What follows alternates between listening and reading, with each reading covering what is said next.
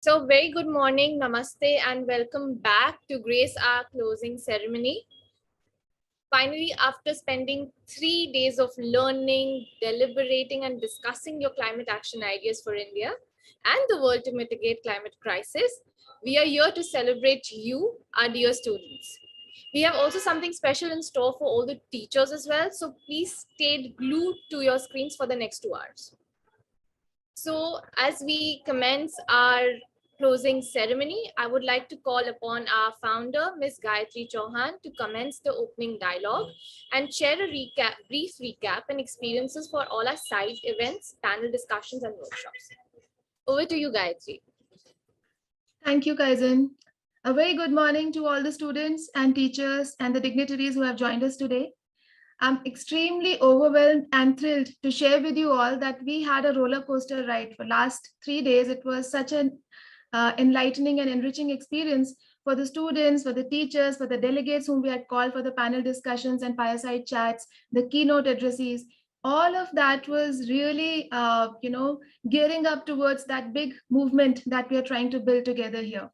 I hope that you're all with me on believing that India is well positioned to lead the climate movement in the rest of the world. Are you with me with that? So with that, very good. I see some hands raised and a lot of yes, ma'ams. Thank you so much, students. Our hope is single-handedly it's you, right? We really believe in you and your potential in making this happen.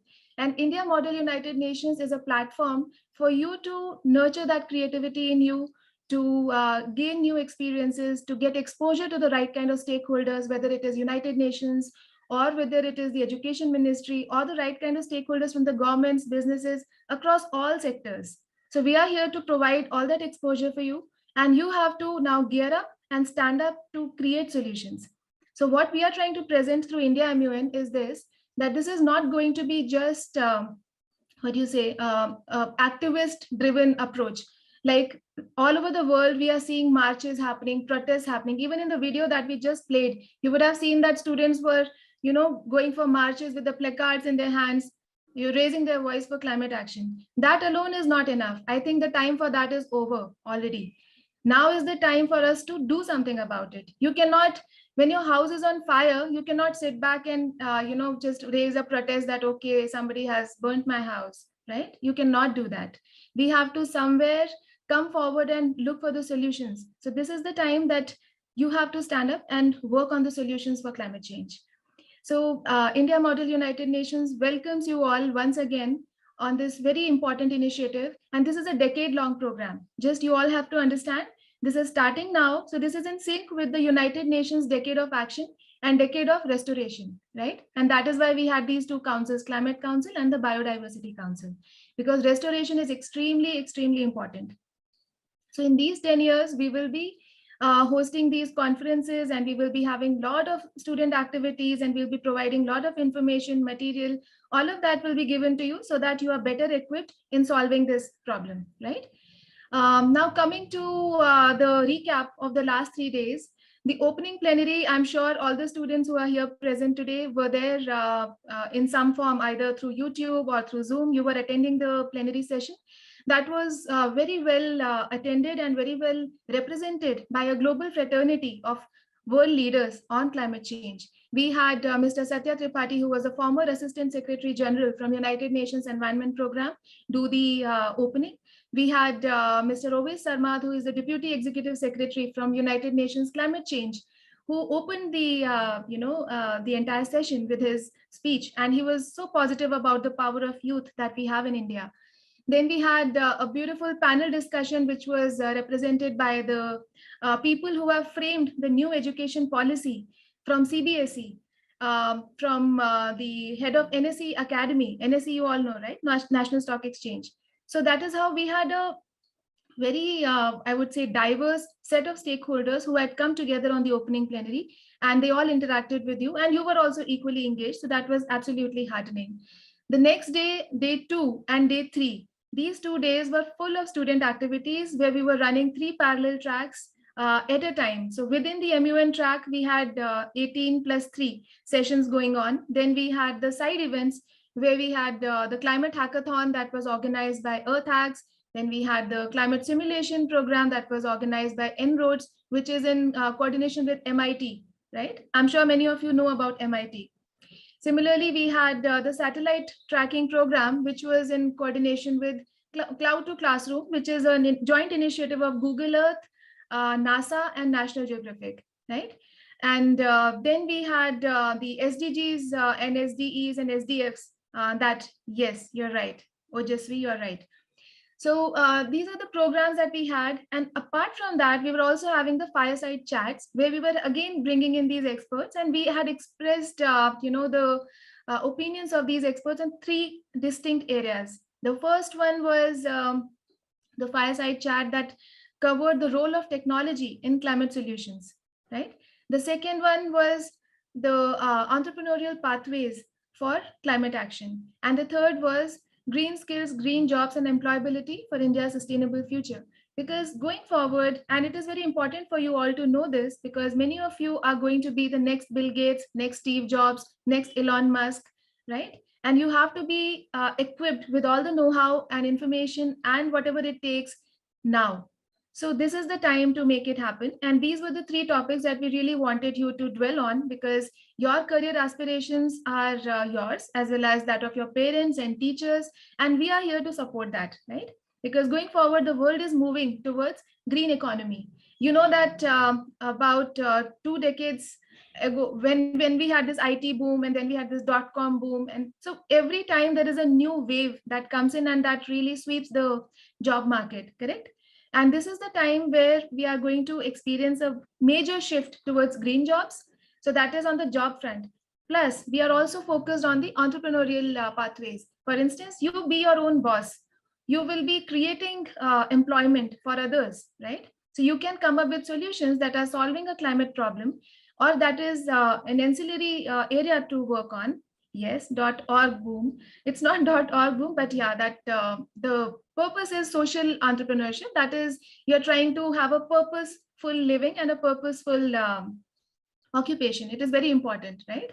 Because in our days, people were just aspiring for a career, while the next generation, your generation, is looking for a career which is giving them the fulfillment of purpose, right?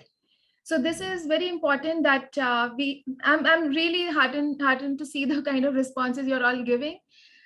This is great. And I'm very positive about the fact that you all are in this together. And this is what we need. India has close to 360 million students, right? And that's a huge, huge force.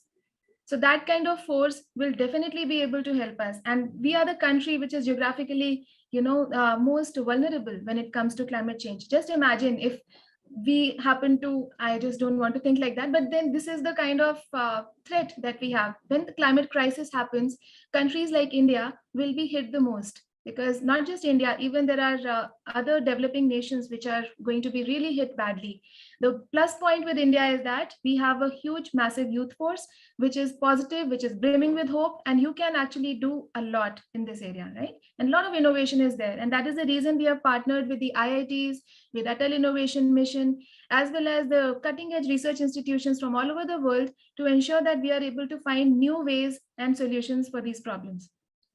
So just to give you some numbers now, so India MUN program is a pan-India program, as you all know. So we have reached out to 600,000 students all over the country through this program. And thousands of you have already participated in this program. And through various touch points that we have created and we will be creating in the coming few months, you will all be experiencing that positive shift, right? So that is what is important. And we welcome all the schools and the teachers and principals who are here today listening to us, to encourage your students to participate. Your school can also register itself.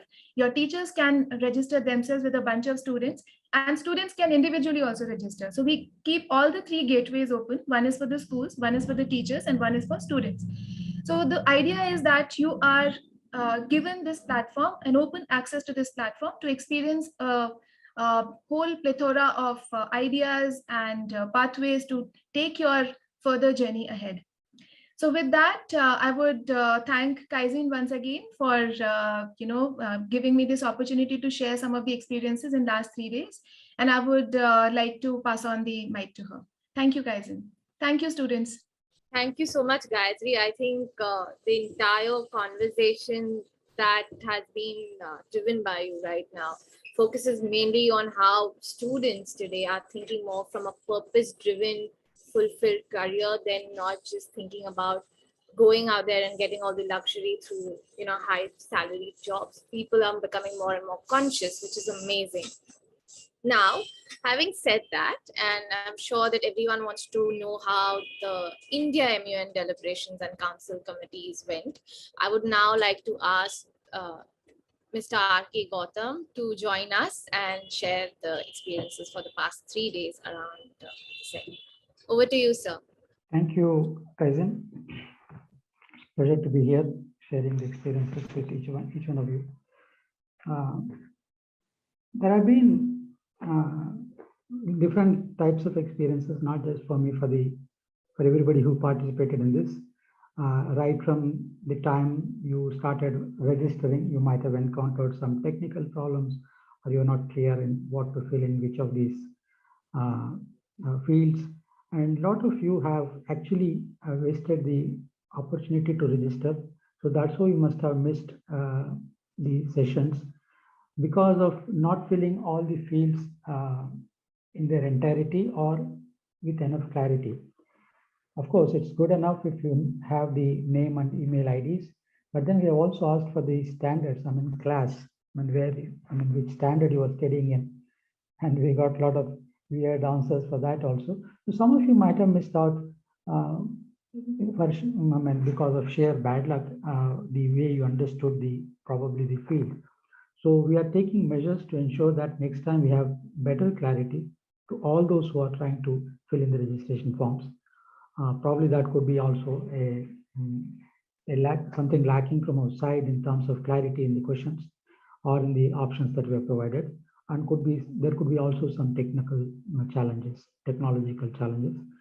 So don't be disappointed. We'll have more and more and better opportunities and events that you can actually take part in. This is just the beginning, and we are also trying in a parallel format of the MUN, parallel to the conventional typical MUNs, because we are all used to it. Though that's a very popular format, there's no hard and fast rule that the terminologies or the procedures have to be exactly the same. That's one way of conducting MUNs, and we have shifted the focus from just scoring points and then learning the procedures of a typical United Nations function. We said, using that format, why not we also get the delegates learn something beyond the foreign affairs policies that the MUN delegates have been focusing on. So this is the first time that there is a different theme to the MUN proceedings in terms of climate action, which is the center of all discussions in the world today. So it is more pertinent that students and youth of this generation have been very rightly emphasized by Gayatri ma'am, that this is the generation or the generations to come that will actually face the brunt of this climate change consequences in the decades to come. So it is these people who should know the issues and then probably attempt to resolve some of them at least. If we may not be able to eliminate all of those risks, at least we will transfer some of them, preempt some of them, and probably be prepared to adapt to some of them. Okay, so that's the intention of this whole event, having a theme-oriented discussions. So every theme, our every activity was revolving around this theme throughout, and I could see a lot of learnings also from the students who have expressed their feedback to me, as in when I went into those rooms or committees, that they had an opportunity to learn something new, which is normally offbeat. And I was also surprised that most of the delegates also have some understanding of this. From various sources, maybe it is from their teachers, from their school, from their parents, siblings, or friends, or from the internet activity that they have, or the TV news that we get to see day in and day out. But then they had enough of this awareness of what is happening to an extent to the level of their comprehension. And they were quick to understand whatever we are trying to tell them. And it's not all what you call uh, reading out from a set of notes. They were also simultaneously giving extempore or instantly some responses when we are asking them on the committees. So one way it's a new way of taking MUN deliberations and in a very what you call contextual one, and the students and the youth of these times should be exposed to these topics. That's what the entire intent of this theme-based MUN. So that has also created some resistance in the delegates, saying that, I mean, they were hardwired to attend these typical MUNs, that they still bring in those terminologies, which is fine. I mean, I've not objected to that, as long as that's not coming in the way of freely expressing their thoughts and ideas. So the focus, as I said, was also, apart from the theme, the focus is also on innovation. Okay, thinking out of the box, bringing in new ideas. It's not just that we know some solutions have been worked out by the leaders of the countries currently, but that is not sufficient. We have not found much traction for most of those ideas. They are all half-baked and may not be addressing the situations that might arise in future, say 20 years from now. So they are not what you call compatible with the future kind of problems that we might have. So we should have solutions for problems which have not yet been here. So we should be what you call having a foresight into what kind of problems these situations would lead to, and then probably find a solution. So that's something is missing in this generation. Probably our generation has a different kind of thought processes, but we were hoping that this generation will bring in a lot of new ideas. To an extent, that's also missing. I mean, it's not that I'm not generalizing, but then most of the students are still, as I said, concerned about the procedures and the rules and regulations, and they were also focusing on trivial things, like instead of urging, let's have a call it a request. Urge, request, please, these all mean the same. I mean, some of the resolutions, you should understand the intent behind those resolutions before you actually comment, right? So we should move away from these grammatical, simple, trivial things to the most serious things. I mean, what is the solution that resolution point or clause is offering to the problem statement? So I would probably expect this generation to grow wiser as they grow, and then from this deliberations, they would have understood that the focus is more on the solutions, and especially different and new and out of box thinking based solutions. Okay. Having said that, we had to start with on day one. I mean, for the committees, day before yesterday, there were some hard buns. Some of them could not get the link in time. That could be again some issue with the internet emailing services. Some of them did not get it in time. Some of them have not, probably it has ended up in their junk box. Some of them came in assuming that everything is happening on the same day, so they have to be sent back because council and general assembly sessions were not happening during the day one, I mean day two of the conference.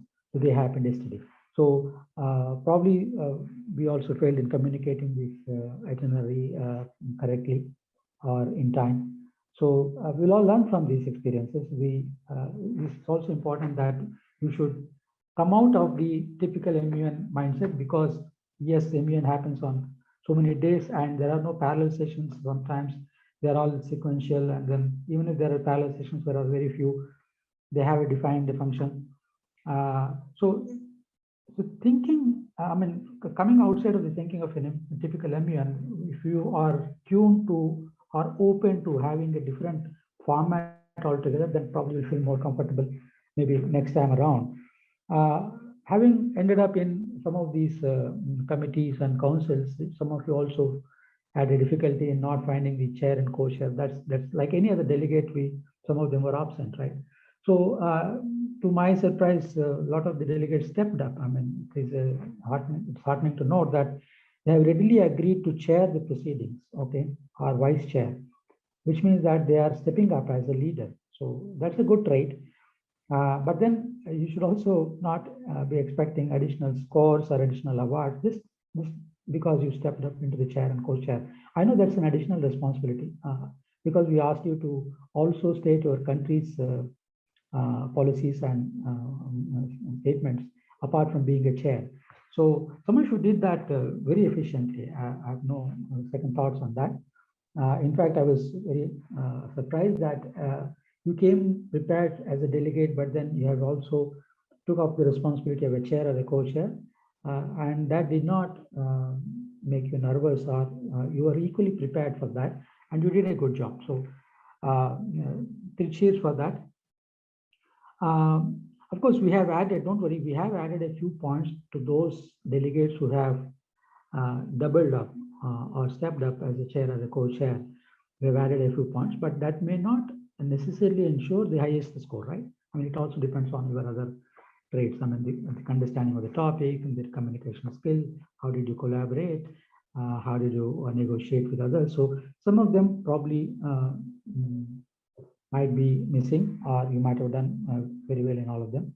So anybody who has scored close to 25, okay, are in the list of the award considerations, okay. So I don't think anybody has achieved 25 out of 25 because we have taken average of, we have made our own scoring, and we have also compared those scores with the scores made by the chairs and co-chairs. Because sometimes co-chairs, I mean chairs and co-chairs might miss out on some of the traits, understanding how important are these, are assessing the abilities in respect to those criteria. So we don't blame them because they are all of the same age group, similar age group. So without blaming them for any erroneous or wrongful scoring, or any misunderstood scoring, we have also parallelly maintained some scoring. Though we could not stay for long on each of the committees, we had recordings for a brief time and then have jumped from one committee to the other committee, made some notes. So from our overall judgment, we have also added some score, and then we took the average. So the best score we have received is 24 out of 25, which will announce that is the best score we have seen. That will go to the best delegate. We have 6 categories of rewards, which I'll announce it in a while. Coming very quickly back to the MUN deliberations. So some of you have understood perfectly well how this should go on. I mean, you have grasped it really well. Some were not so fast enough to understand this. Probably the system, I mean, the format itself is slightly complicated. I know even grown-ups will have difficulty understanding it for the first time. I mean, next time probably all of you would be very familiar with this, and you will do much better. So discussing the points, what are important, what are not important, and then negotiating or asking questions to each other, that was all, I mean, that all went on very well. But drafting the resolution, though we have provided a typical template, okay, where we have given how to start a clause, okay, a typical United Nations template of a resolution. But not many of you, not more than 3 or 4 committees have used this template very well, okay. They have got all those headings, but then they have messed up with the rest of the resolutions, but that's fine. I mean, as long as you are hinting, or as long as you are probably making your ideas and the intent of the resolution points clear, which is good. So we have not also gone stringent on reducing marks on the format, okay? So don't worry about that. But then some of them are very, it looks like one of the committees had too many delegates. Probably that was one of the reasons why the resolution was rushed through. There was not even more than one line for each of the clause. So it was not clear enough. Somebody said rainwater harvesting. So is that a solution for what problem? How are you solving? Rainwater harvesting is done even now. How is it different from what is being done now? So what additional ideas you are bringing into the table on rainwater harvesting, or to make that effective? I'm just giving an example, don't worry. Okay, so things like that would have been given more attention. The idea was to identify the problem briefly. We don't want to dwell more into problems because we know them. the focus should be on the solutions, right? And how do you actually implement that? Very brief, crisp explanation of that. If you are saying, uh, say the eco-friendly transportation or the electrical vehicles, that's happening even now. What additional features that you want the government to bring in as uh, policy statements or policy initiatives that will enhance the uptake of electrical vehicles? So that's something. Of course, even these are serious topics. These are for the very grown-ups, somebody like a gray bad like me. But probably we thought this generation is also uh, intellectually many times more intelligent or advanced than the previous generations. So that you proved it right in most of the discussions I've been through. In fact, Gayatri Madam was also closely monitoring some of the discussions, and she was elated that people have this kind of understanding about so so technical and critical or complex topics like these. In fact, some of the professionals fail in understanding these concepts well, and you have sometimes bettered them or at least equaled them. So that's a good takeaway from this. You understood something or the other as a takeaway from what you knew earlier to what you know now.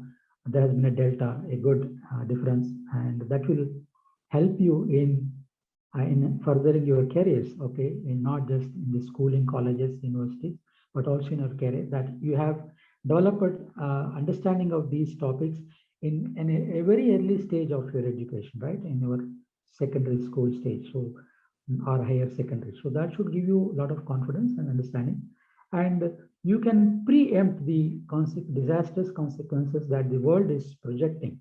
So you have to prove them wrong, that no, some of them, of course, are already upon us, and we may not be able to do much to eliminate them, but we will do something to adapt to that. Okay, find ways to adapt to those consequences and ensure that the other consequences that are projected but they are not yet in probably could be eliminated or minimized. The impact could be minimized or transferred.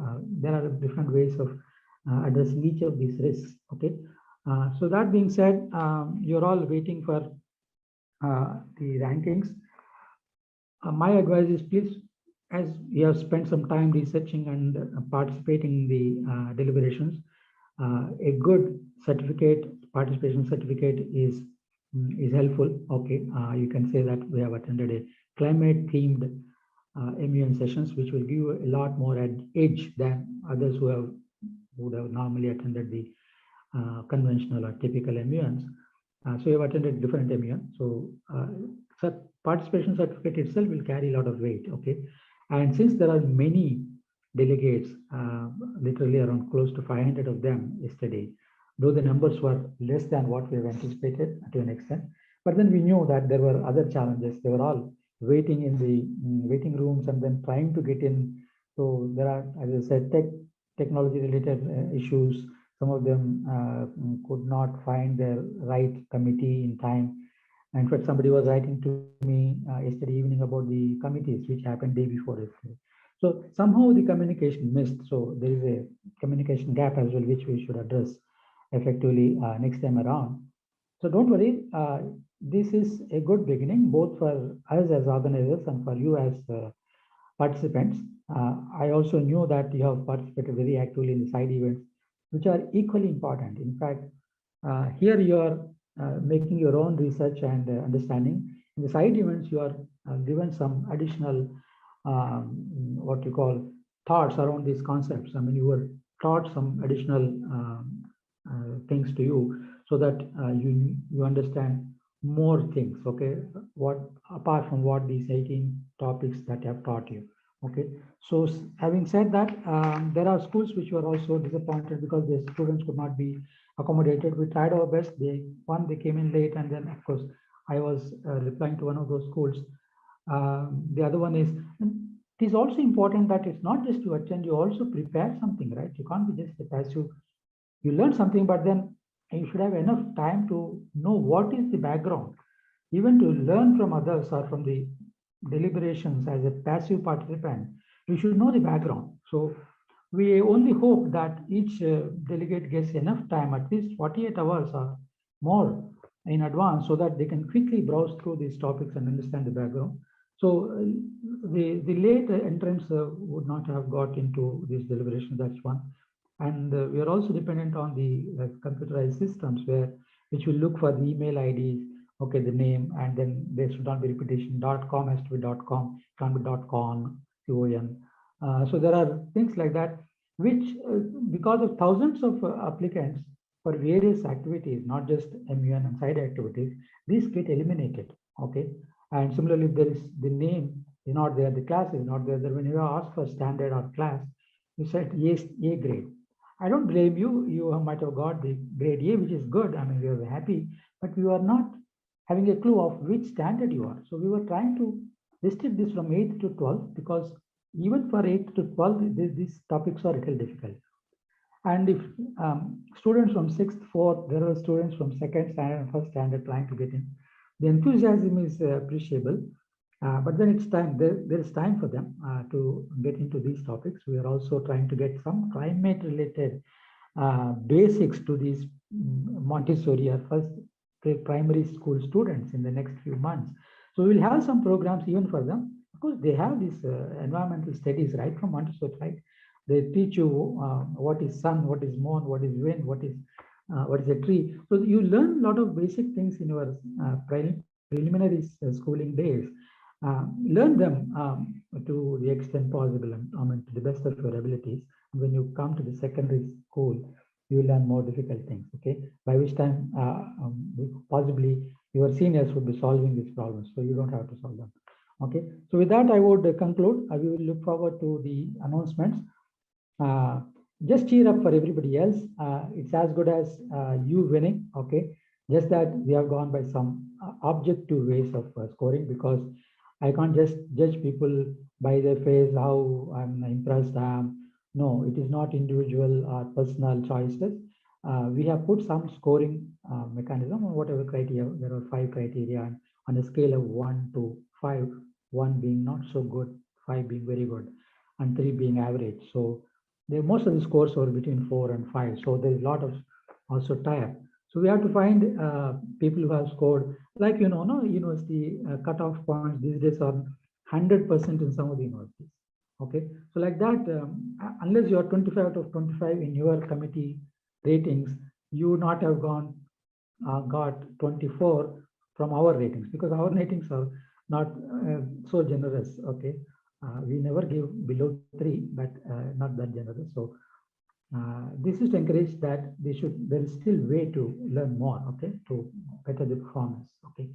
We don't want to mislead students if they have still to learn something or perform better, okay. So with that, I would conclude here. Kaizen, do you think if I have missed anything out, or time for the awards and rewards? Thank you so much, sir. Thank you so much. I'm sure that the students are equally consoled, motivated, and they are very interested in participating. Once again, I've been reading a lot of queries and requests that how can we join India. We really, really love your spirit, and we are so excited about what's to come in the next year for you guys and what we can do more and more for you guys.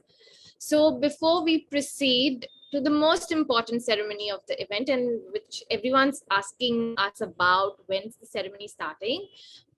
Before that, we would like to request Shri B.R. Maheshwara Chaitanya of Amrita University to deliver his special virtual message for all of us. Namaskar. My name is Maheshwara Chaitanya.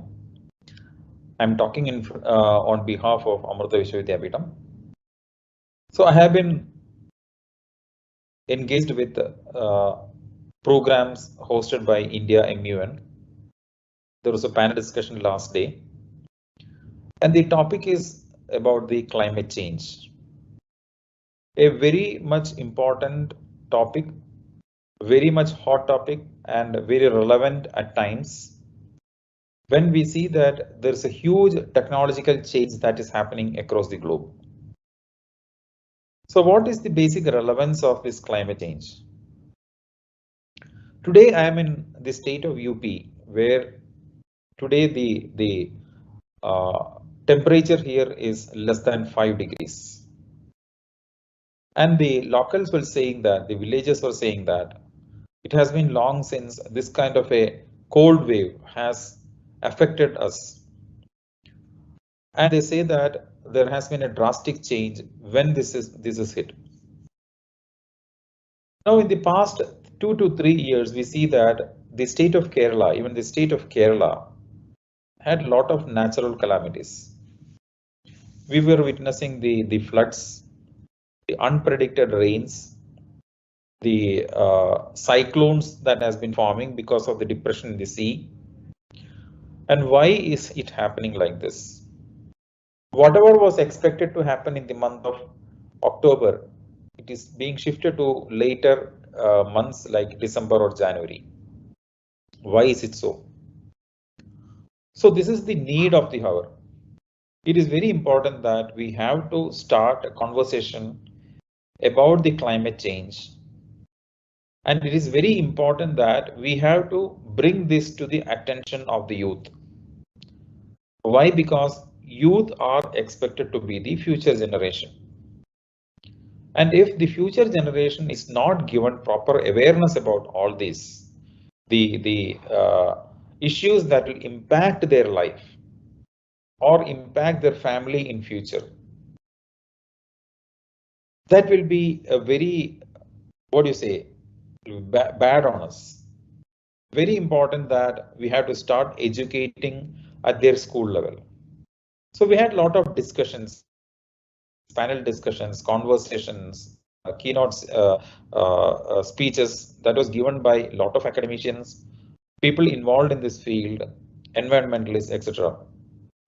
And India MUN has been very, very active in bringing this issue up to the public, where this becomes a topic to talk and discuss.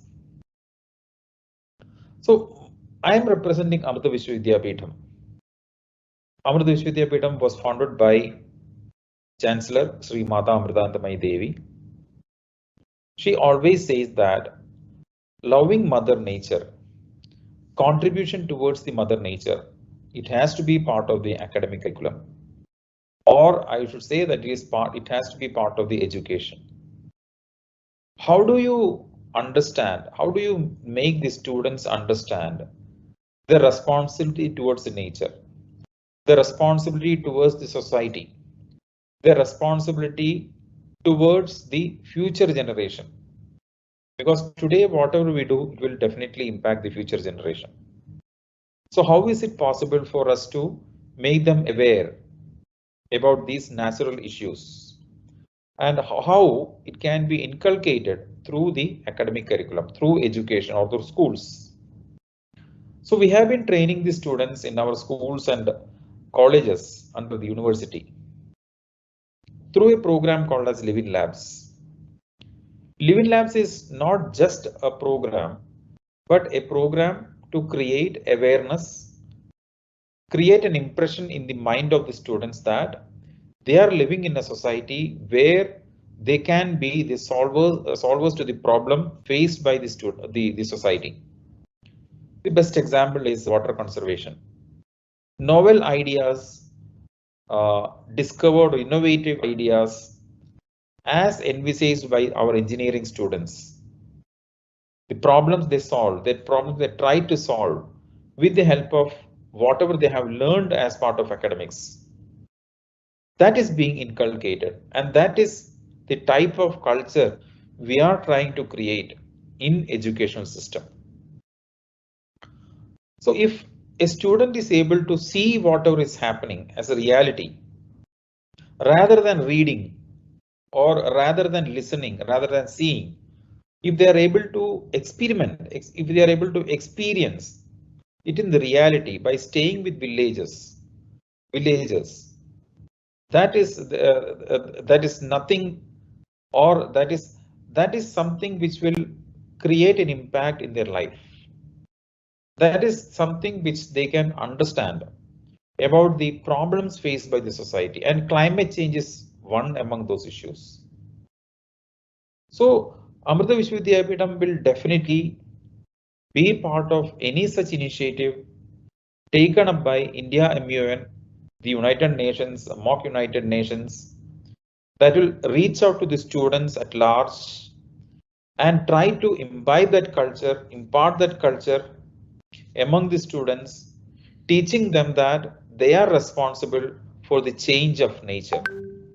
And it is their responsibility to make sure that they are not trying to attempt such kind of actions or activities that will harm the nature, which will result in harming the future generation.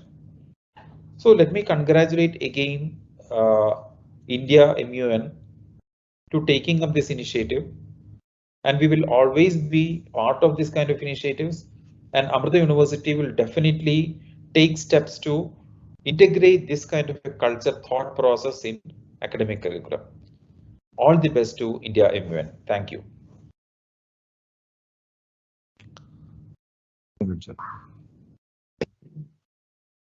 Thank you so much, sir.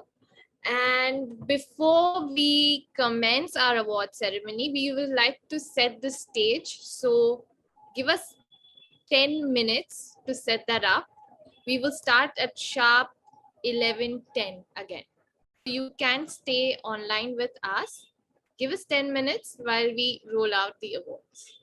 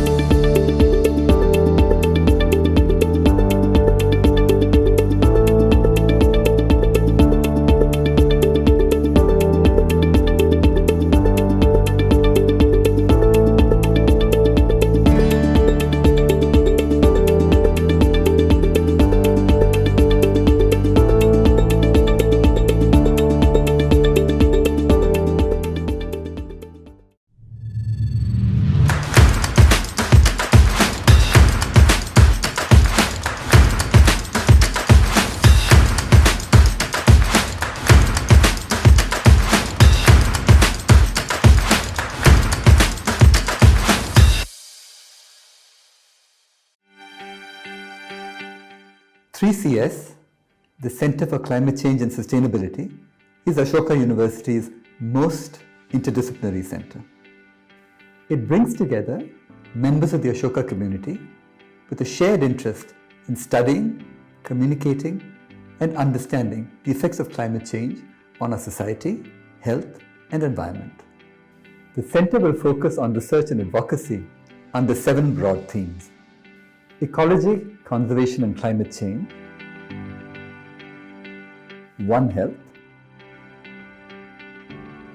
climate and society, the economics of climate change and sustainability, climate change communication, sustainable communities, and the environmental humanities. 3CS will also focus on communicating the urgency of issues surrounding climate change and sustainability through the imaginative use of social media, blogs, music, art, podcasts, and targeted advocacy campaigns, in addition to peer-reviewed literature and policy briefs. For more information on 3CS, visit our website at ashoka.edu.in/3CS.